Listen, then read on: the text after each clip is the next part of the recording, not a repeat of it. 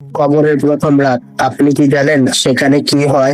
এই ভিডিওটা শেষ পর্যন্ত দেখুন, কারণ এটা আপনার জীবন বদলে দিতে পারে। যখন একজন মানুষ মারা যায়, সবাই তাকে কবরে দিয়ে একা রেখে চলে যায়। তার পাশে অন্ধকার, নিস্তব্ধ, কেউ নেই, কোনো সাহায্য নেই। ঠিক তখনই দুইজন ফেরেশতা আসে, মুনকার এবং নাকির। তারা বসিয়ে জিজ্ঞেস করে, তোমার রব কে? তোমার দিন কি?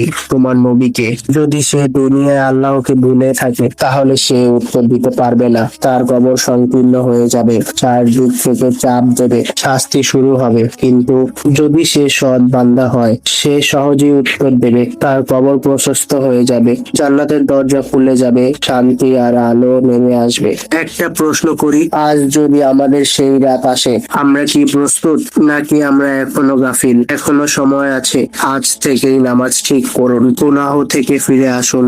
আপনি যদি চান আপনার কবর হোক শান্তির জায়গা, তাহলে একটা লাইক দিন, কমেন্টে লিখুন আল্লাহ আমাদের হেফাজত করুন। এই ভিডিওটা শেয়ার করুন, কারণ হয়তো এটা কারো জীবন বদলে দিতে পারে।